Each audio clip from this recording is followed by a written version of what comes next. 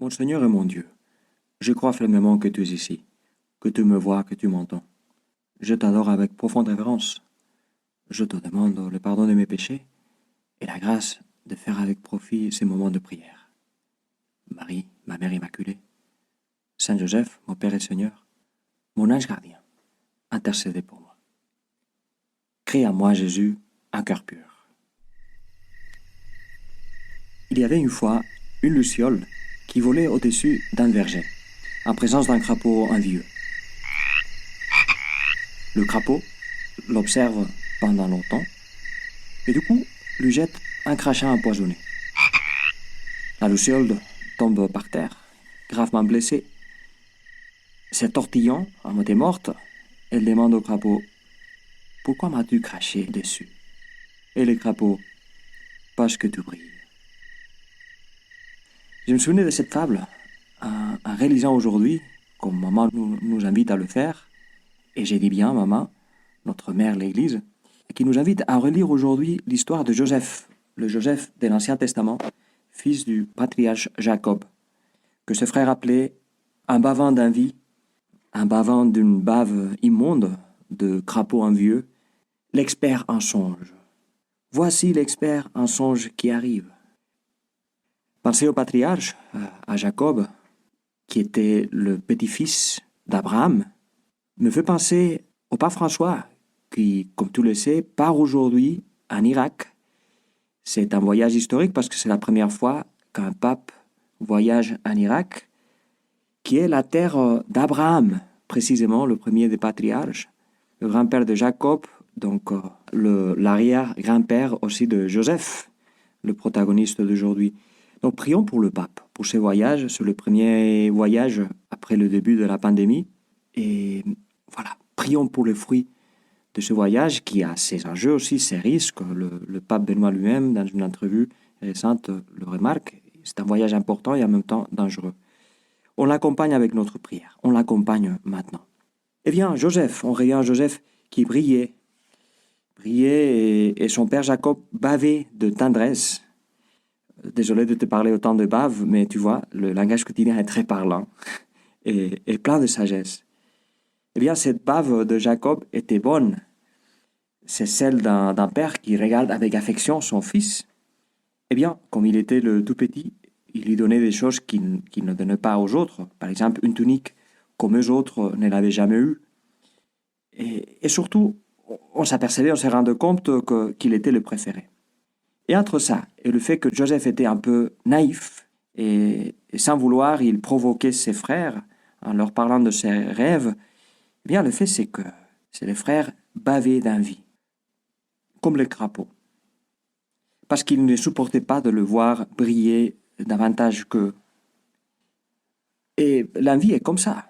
Plus que vouloir avoir des choses des autres, l'envieux, l'envieuse, presque préfère d'enlever à l'autre ce qu'il a, pour qu'il ne les surpasse pas.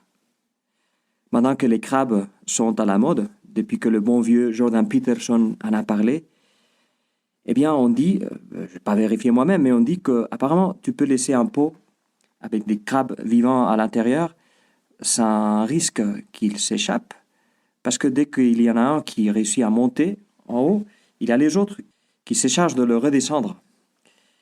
Et donc, tu vois, le crabe en bas n'est pas tellement intéressé à sortir comme à éviter que les autres sortent. Que personne ne se démarque pour éviter qu'il me fasse de l'ombre. C'est triste, n'est-ce pas? C'est triste, mais nous sommes comme ça, Jésus. Ou nous pouvons être comme ça, puisqu'on connaît mal les bas-fonds de notre cœur. Et pendant ces carèmes, où nous sommes en train de te demander de nous donner, de créer à nous un cœur pur, nous voulons te demander, je veux te demander, Seigneur, de me guérir de l'envie, de la jalousie, de cette bave venimeuse, de cette incapacité de nous réjouir avec les autres. Tu sais, les Romains personnifiaient l'envie, la jalousie, sous la forme d'une déesse. Invidia était son nom.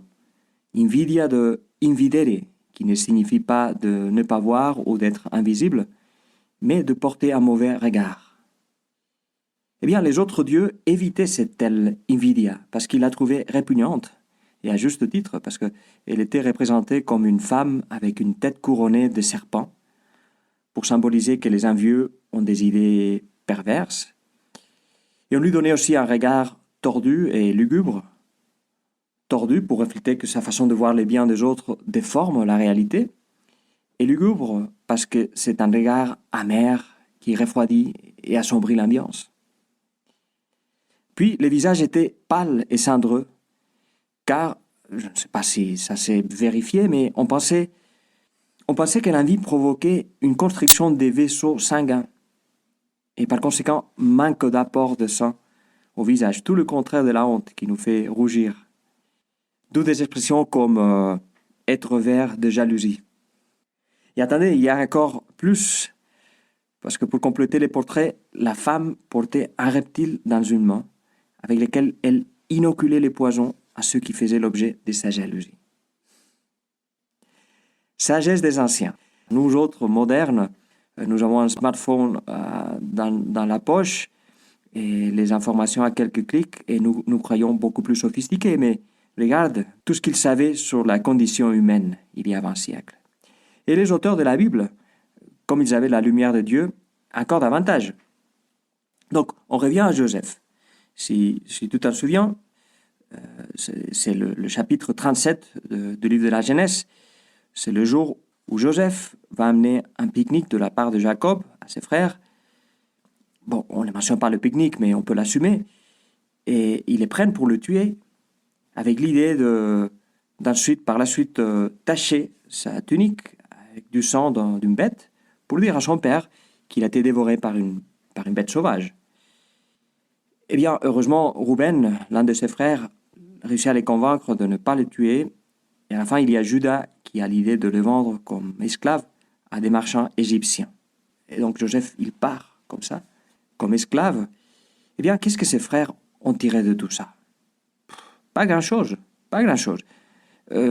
Quelque argent à répartir entre eux, ils étaient nombreux, donc pas grand-chose évidemment. Et puis, surtout les crachats venimeux et inutiles du crapaud.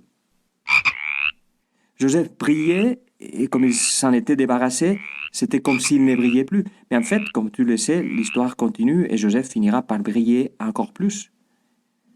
Et ça sans avoir aucun ressentiment à l'égard de ses frères. Mais je te laisse lire ou relire l'histoire par toi-même. On en reste là où la lecture de jeudi nous laisse. Tu vois, ses frères pensaient qu'ils avaient réglé la question, mais en fait, ils étaient restés avec une profonde blessure dans le cœur. Avec le cœur empoisonné. Parce que c'est ça le péché, c'est du poison dans le cœur. Ils étaient incapables de se réjouir que leur frère brillait et de briller avec lui.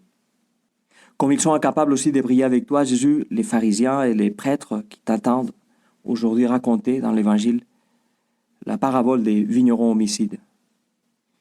Ces vignerons qu'au début étaient des envieux, ils ont fini par être des homicides. C'est une parabole prophétie parce que c'est ce qu'ils finiront pour te faire à toi. Eh bien, Seigneur, j'aimerais me réjouir que les autres brillent. C'est ce que font les bons amis. On dit qu'un bon ami, c'est celui qui reste à tes côtés quand les choses se passent mal. Eh bien, c'est clair. Mais quand les choses tournent mal, tu as aussi à tes côtés la police ou la compagnie d'assurance. Alors, l'ami n'est pas seulement celui qui t'appuie quand les choses tournent mal, mais c'est lui aussi qui se réjouit avec toi quand les choses se passent bien. Pas comme un lèche-bot qui veut se bénéficier de ton succès, mais comme quelqu'un qui vraiment se réjouit du fait que ça se passe bien pour toi. Parce que pour l'ami, pour le frère, pour le père, pour la mère, comme tu le dis Jésus, tout ce qui est à toi est à moi. Tout ce qui est à moi est à toi. Si tu gagnes, je gagne aussi. Heureux de voir que ça se passe bien pour toi. Parce que quand ça se passe bien pour toi, ça se passe bien pour moi aussi. Le grand philosophe Sénèque disait que tu ne seras jamais heureux si tu es troublé par le fait que quelqu'un d'autre est plus heureux que toi. Eh bien, précisément au ciel, on ne sera pas préoccupé, troublé par ça. On se réjouira du bonheur des autres. Entre-temps, Quel est l'antidote contre cette bave venimeuse de la jalousie? Eh bien, de me réjouir avec les autres. Il n'y a pas tous qui seront des frères ou des amis, mais avec tous, fratelli tutti, comme le dit le pape, j'aimerais avoir un regard fraternel, un regard d'amitié. Seigneur, j'aimerais baver de gratitude en voyant comment ça se passe bien pour les autres, comme ça tourne bien pour les autres. Peut-être j'ai ressens un premier mouvement de jalousie dans mon intérieur et ça m'humilie. Mais Seigneur, moi je veux la bonne bave. Je te remercie, mon Dieu, des bonnes résolutions, des actes d'amour et des inspirations que tu m'as communiquées dans cette méditation. Je te demande de m'aider à les mettre en pratique. Marie, ma Mère Immaculée, Saint Joseph, mon Père et Seigneur, mon ange gardien, intercédez pour moi.